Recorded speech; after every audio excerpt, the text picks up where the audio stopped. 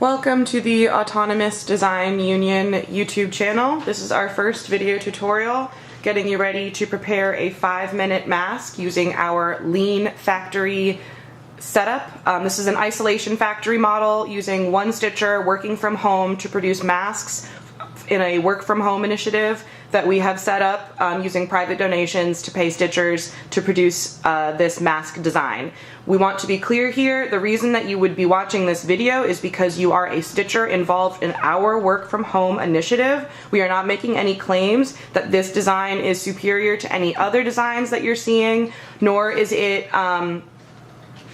particularly more effective at keeping people safe than anything besides the absolute bare minimum. As per the CDC's recommendations, these masks are only to be used when all other supplies are exhausted, and we make no claims for their efficacy or the sterility of either the kits that our workers will be receiving, as much effort as we will be making to keep them clean, nor can we guarantee that the masks will be sterile post-production upon delivery.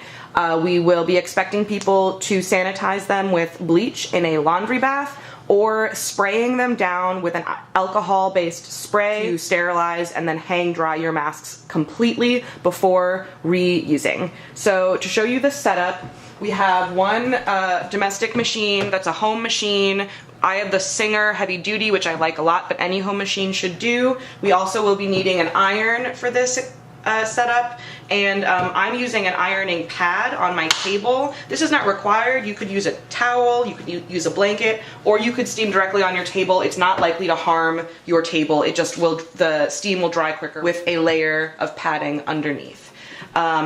We will also be using the materials that will be coming in our initial batch of kits, which is the muslin pre-cut to 7.5 by 9, and these black nylon ties, which are braided and ended like a shoelace. These are about 60 inches long, and you'll need 2 ties per mask, so 2 ply of muslin and 2 ties, and we are going to do an initial set of 3 in the video today. This is the finished product. You can see that the black cord goes on one side, and that side will be the inside of the mask, so that provides a little bit of a cushion against your face, as well as an additional seal when you give a good tight tie on the mask. Finally, before we get started, if you are watching this video and you are not one of our workers from home, you might still get some tips or tricks from our methods that could reduce the time on your process if you are working on masks already. These methods were developed to replicate the way that factory stitchers use batches of steps in order to be more efficient when producing multiples. So you'll see we do a set of 3, and that's so that we can show you that breakdown of steps. We recommend starting in groups of 3 and then adding more as you go. So you would eventually be working in batches of 10 or even 20, up to 50 if we can get up to that size in our kit production. This is a video tutorial for a 5-minute mask, doing a set of 3. My machine is set to a straight stitch with a medium stitch length. I'm starting with 2 layers at a time.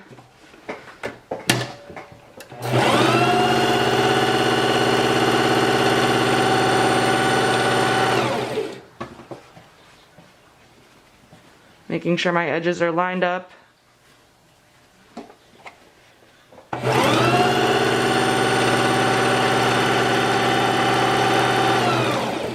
Stitch length feels a little slow. I'm going to open it up. Longer stitch length. Matching my edges.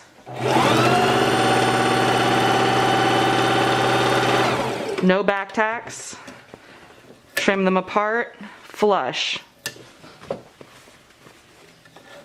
Then start again on the short side. 1/4 inch seam allowance. Once again, no back tacks. Flush.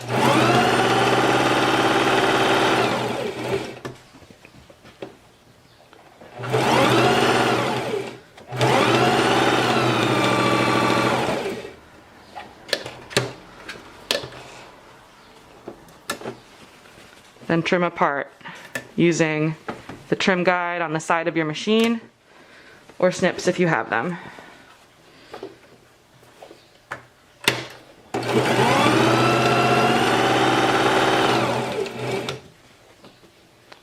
Oops. Wrong side.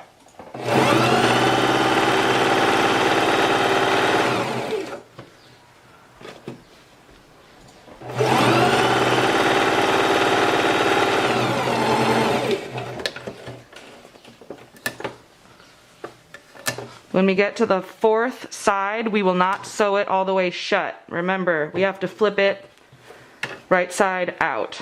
So we're gonna sew about halfway down, then stop. It was a little more than halfway, but leave at least 2 inches. And then trim off as you go. Now the rectangles have a long side and a short side. It's very easy to get them confused as you go because they're nearly square. But I have confused them as I have been going, and the masks turn out basically the same. So don't worry too much if you found that you have switched up the short and long sides in your process. So now we have all of our sides done, trimmed apart.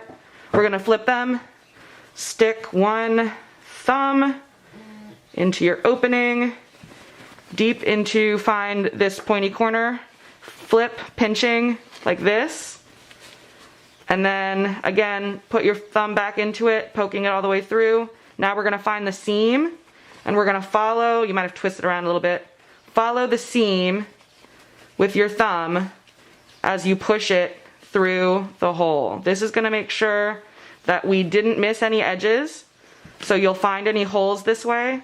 It's also going to press our seam all the way out, including the corners, which is important for getting a nice square. So I'm just using the pointy end of my thumb. You don't need to be more specific than that to find my corner point and press it all the way through.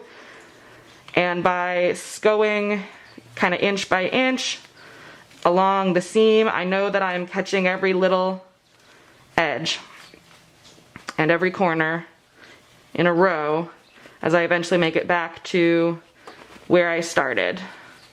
So you'll see now it's fully flipped and we have an open corner on one end.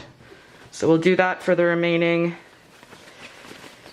pinch in this corner and flip.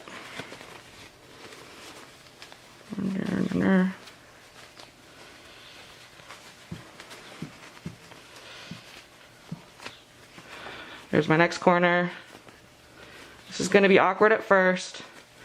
The more you do, the easier and quicker it will become. Maybe use 2 hands, so that feels a little bit better. Sure, let's use both our thumbs. I like the way that split the effort between my 2 hands, which is going to keep my hands from burning out as I do many of these in a row. So, pinching my first corner, flipping, sticking both my thumbs in there so I can kind of, ooh yeah, work it as I go. There's my next corner. And my last corner. Back to start. Now we will take our full set of flipped rectangles and take them to our hot iron. So we're over here at my ironing station. I have an ironing pad, but you could do this straight on a wooden table or over a towel.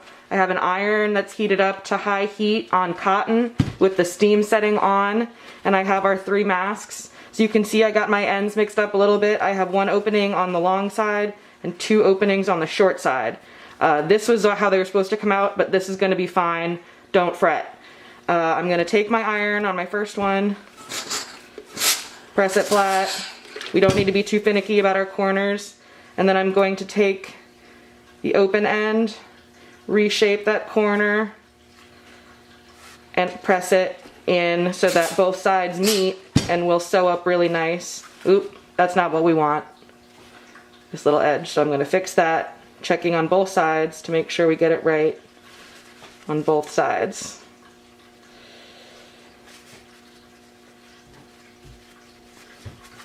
There we go. Now I'm going to take a pinch from about 2/3 up from the bottom. I'm getting a pinch of about a 1/2 inch between my fingers, so a total of 1 inch pinched out of the rectangle, and I'm going to fold it up so that there's about a 1/2 inch from the top edge of the mask to the fold, and then press. I'm just using my eyeballs to make this look straight and parallel and even. It doesn't have to come out exactly the same way every time. So again, another pinch, and again we're looking for about a 1/2 inch between the folds, but if your 1/2 inch is all over the place, as long as it comes out relatively parallel on both the front and the back, so we're going to check it on both sides. This looks a little wonky compared to the front, but it's fine, we're going to pass it. Press it again on the back and move on. So again, press it flat. This should take very little time. We don't need to be very careful about it. We do need to be careful because we did not back tack these ends, so we can't tear on them or else we'll pull the stitch out. We can just fold to where the stitch starts and then tuck those edges by gently, very gently, pulling it flat and then pressing it with some tension that holds it together along the straight. So there's a little bit lost here. It's not a perfect right angle, but none of these are, and that is going to be fine. We're going to take our pinch and press. Take our pinch and press. Flip it over. How does this look? Looks great. Press. It's not exactly the same as the other side, but it's generally the same shape and size as this one. So we are happy with that. Next, press, tuck, and tuck and tuck. Don't rush any more than you need to, but definitely timing yourself helps you keep in a mindset of beating the clock. It becomes kind of like a video game for me anyway. So I definitely recommend timing yourself, and then whatever your time starts at is fine, and then work your way down from there, trying to see where you can cut a second here or a second there. That's how factory sewers become really, really skillful at what they do. Repetition, practice, and monitoring their time. So this looks good. We're gonna flip it. This looks great on the back. That's probably the most even one I've done so far. And now my 3 masks are ready to go back to my machine. Okay, so we are back at the machine with our ironed masks. We also have our straps ready. The initial set of kits will be coming with these black hoodie ties. They're very similar to shoelaces. They're close to 60 inches in length. But we're also working on these muslin ties, which will be pre-cut to 48 inches. So the secondary set of kits might come with these as we get them ready, and they are a slightly superior version because they don't slip on the head as much, but these are what we had available, so that's what we're getting going with. So to get started, we're going to take our mask and put it under the machine. We are going to get our first loop. We're going to find our ends in order to find the center. So this is the center of my shoelace, and just by eyeballing on my mask where the center looks like, I'm going to pinch it here with my finger at the center of the loop, and then without tugging I'm going to set this on the corner, and I'm going to let go of my center because now I'm pinching that really tight. That's my new mark. So this is what we're going to put under the machine. I also need to make an adjustment on my machine because we will be doing the top stitch on a zigzag. So I'm going to change my home stitching machine to the zigzag setting. I'm going to go to maximum length, which is 4, and maximum width, which is 6 on my machine. Your maximums might be different. I will now sew over the cord using that zigzag centered over it. I'll back tack.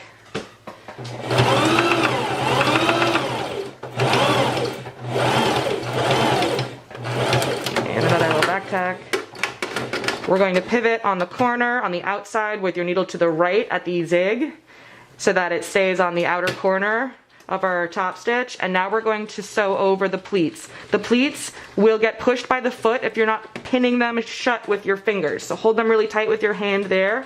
And now we're going to double stitch the pleats. So to do that easiest, we're going to sew halfway and then back tack halfway back to the corner and then continue all the way down. So that looks like this, sewing forward, pinning these pleats down. This is about halfway. I'm hitting my reverse button and going back to the corner. This will reinforce the pleats with that 3-layer back tack. So now I will go back over it one more time. That's the 3rd layer. And then continue all the way to the bottom corner and then do that back tack to center one more time. About center, about to the corner. Now, we haven't put our second cord under it, but that's okay because we're going to sew all the way to the edge. We're going to pivot. And now we will be able to set our next cord, which we will get here, finding the center loop. We're going to wedge it in just next to the needle so it'll be tucked in there really good. So here's my center of the loop. Here's my eyeballed center of the mask. Pinning it here with my finger and then taking the top and just tucking it under the foot, which is raised, right up snug next to the needle, and then lowering that foot. Now you might need to, if your needle was on the wrong side of your zig, you might need to readjust like I do here, but hopefully I'll get it right the next time. And now I'm going to do a little back tack just to make sure that's good and caught and secure, and then continue sewing over it.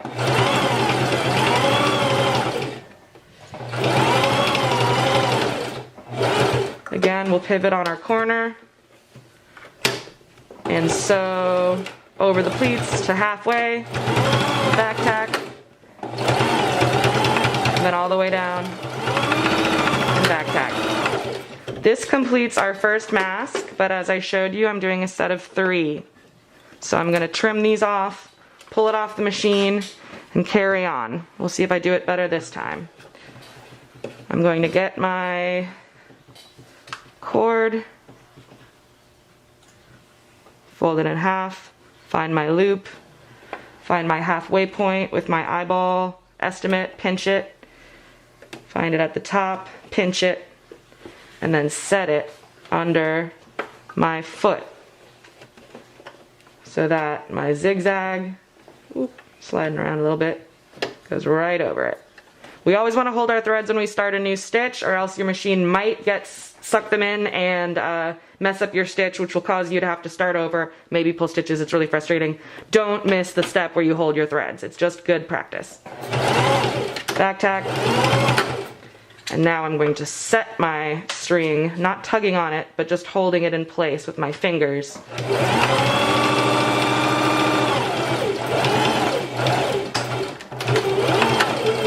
One thing about factory sewers is we never use pins. Pins slow you down. Unless you absolutely have to, we're going to avoid it. So I need more straps. Oop. Okay, I messed up my count of my ties. I didn't have them set out next to me, so I stopped my video in order to collect the correct amount. You need 2 ties per mask, so make sure however many masks you have 2 ties per sitting within an arm's reach, so you don't have to go through your messy knot of them on camera like I just did. So I am going to sew down my side, halfway, back, down, and back, stopping at my end, pivot, getting my next strap ready. Here's my halfway loop. As you can see, I'm not being terribly precise about what is halfway on these straps because they are very long. So if you were off by like 6 inches, it's still gonna work. Don't waste time on being precise when that precision doesn't impact the use or quality or integrity of that product in the way that it will be used. So we are gonna keep coming along.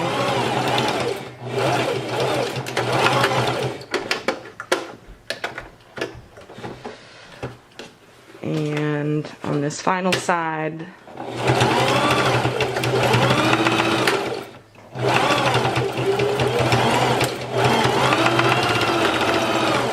now at 2 masks. If you can get all of your threads together to trim at once, that's going to save you time as well. And if you're really sewing like a factory sewer, you're going to throw your threads on the ground because we will sweep them all up at the end of the day. We ain't got time for that right now. So we're on our 3rd and final mask. My straps are a little sloppy, but I'm getting them together. 1 strap, 1 loop. You can really start anywhere on this mask, on this long side, that long side. There's really no front or back or top or bottom, which is why we will label a front or back at the end. So I'm pinching. It is really important to make sure that you do label your masks before you put them on, so that if you take them off at any point during the day, say to like drink some water, like you should be doing at all times when you're wearing your mask, that you'll be able to correctly put it back on. Although, because we will be sewing these, this will give an indicator that the strap side goes close to your face. So that really helps in this design.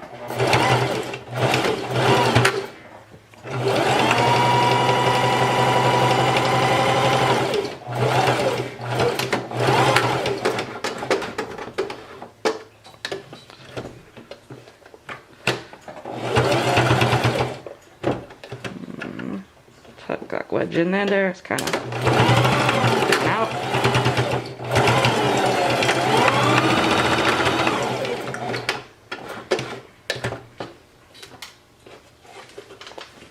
Get out of here.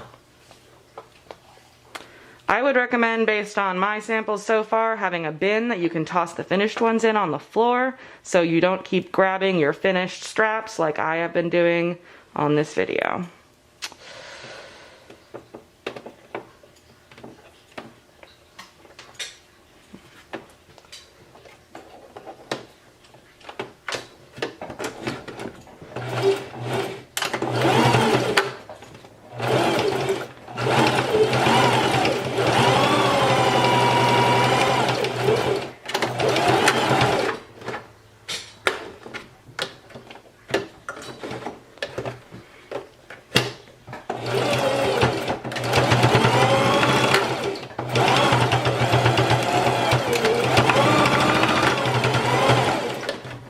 Now, I would not say that this is pretty stitching or quality stitching, but I would say that it is quick and it is effective and it is adequate for the bare minimum spec when nothing else is available, which is the metric that we are trying to hit here. So as I was saying, the padded cord side will go towards the face, and that will indicate which is the front and back.